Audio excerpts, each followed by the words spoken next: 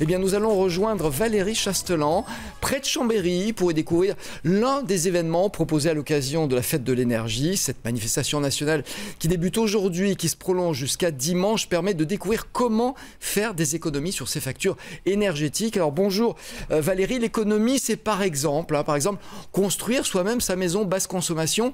Est-ce que quand même c'est vraiment à la portée de tout le monde ?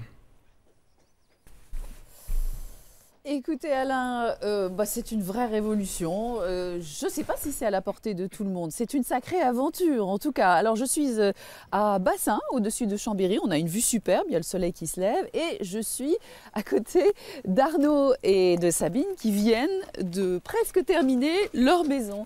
Arnaud, vous venez d'emménager, c'est ça ? Oui. Ça fait 3 semaines du coup qu'on a emménagé, après 1 an de travaux. Pas forcé, mais intense. Vous avez le sourire, mais ça n'a pas dû être facile. Déjà, le couple a tenu le coup. Oui. Parce que c'est quand même un sacré truc. Je rigole, mais c'est quand même un sacré truc. Non, c'est une vraie aventure. Faut vraiment s'armer de patience et d'une bonne ingénierie avant de démarrer les travaux. C'est déjà... l'aventure doit être bien embarquée, quoi. 6 mois de travail avant de se lancer, c'est ça ? Ouais. Tout à fait, pour essayer de simplifier au maximum la construction, préparer tout sur plan. On a réalisé nous-mêmes tous nos plans du permis de construire, mais aussi les plans de l'ossature de la maison qu'on voit derrière. Et on a essayé de rester sur un principe de simplicité au maximum. Et puis après, vous vous êtes lancé 1 an de travaux. Voilà, donc j'ai arrêté 1 an mon emploi, un congé sabbatique.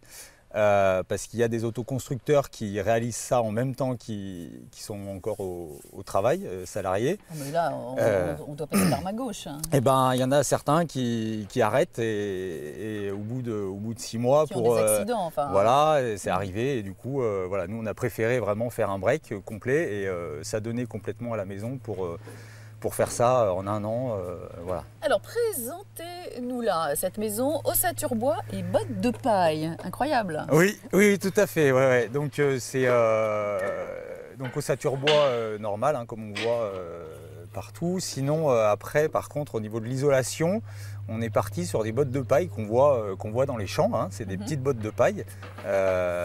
Et donc on est allé chercher nos bottes de paille pas très loin d'ici, vers Aiguebelette.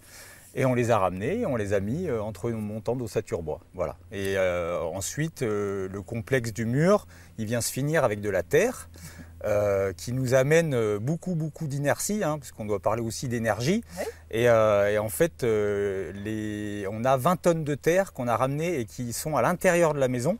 Et du coup, quand les 20 tonnes de terre sont chauffées, sont à 20 degrés, avant de les refroidir, il faut un moment. Et pareil en été. Quand les 20 tonnes de terre sont à 19-20 degrés, avant de les réchauffer, c'est pareil. Une particularité sur ce chantier, c'est que ça a été un chantier participatif. Des bénévoles sont venus avec vous, ont logé avec vous. Alors ça, on s'y attendait pas. Et oui, lors de la première semaine de chantier, il y a un apprenti qui est venu sur l'ossature bois et qui nous a parlé d'un site qui s'appelle Twiza et qui référence tous les chantiers participatifs. Et donc les personnes bénévoles s'inscrivent et viennent participer au chantier. Voilà, donc ça nous a permis de rencontrer du monde, d'accueillir aussi du monde chez nous, dans notre appartement. Donc on a eu une 40aine de personnes quand même qui sont venues comme ça par ce biais de Twiza. C'est incroyable. Incroyable, oui. C'était une belle aventure humaine en plus de la technique. Et aujourd'hui vous vous sentez bien dans la maison ?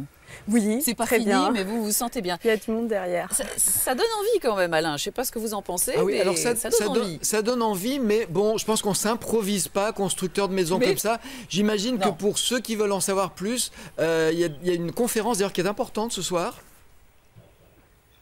Absolument, Alain. Et Sabine non seulement a construit sa maison, autoconstruit sa maison, mais en plus est conseillère énergie, n'est-ce pas, à la Maison des Énergies. Voilà. Donc ce soir, il y a une conférence pour renseigner. Effectivement, donc sur tout ce qui est autoconstruction et auto-rénovation, le faire soi-même, donc de la petite pièce aux petits travaux jusqu'à la maison ou le gros projet de réhabilitation. Voilà, alors on peut dire que la Maison des Énergies, elle se trouve à zone industrielle de Bissy, à Chambéry. Voilà. Et qu'on peut y venir, Alain, pas seulement pour construire sa maison, mais se renseigner si vous voulez changer votre chauffage, pour apprendre à économiser un peu l'énergie. C'est pas une punition, Sabine, d'économiser l'énergie. Hein. Non, du tout. Au contraire, on gagne en confort, en économie d'énergie, en facture du coup. Et puis voilà, le plaisir aussi, par exemple, d'être autonome en eau chaude l'été, via les panneaux solaires thermiques. Et puis produire son électricité grâce aux panneaux photovoltaïques. Donc ça, c'est vrai que c'est aussi plaisant d'avoir des énergies renouvelables chez soi. Alors ça, c'est ce soir, la conférence.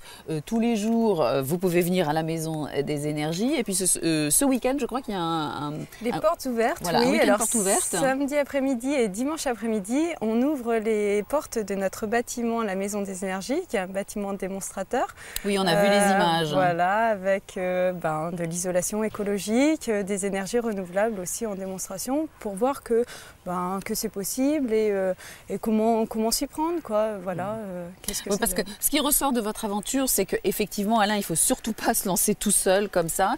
Il faut aller vers des gens comme Sabine et tous les conseillers à la Maison des Énergies pour être entouré et tenter le voyage. Et comme ça, ça fonctionne. J'ajoute aussi que la fête de l'énergie, donc si vous voulez, ça a lieu dans tous les départements. Vous tapez fête de l'énergie sur Internet et vous allez avoir toutes les adresses et tous les relais énergie de votre département, parce qu'il y en a partout, avec l'équivalent de Sabine qui viendra vous conseiller.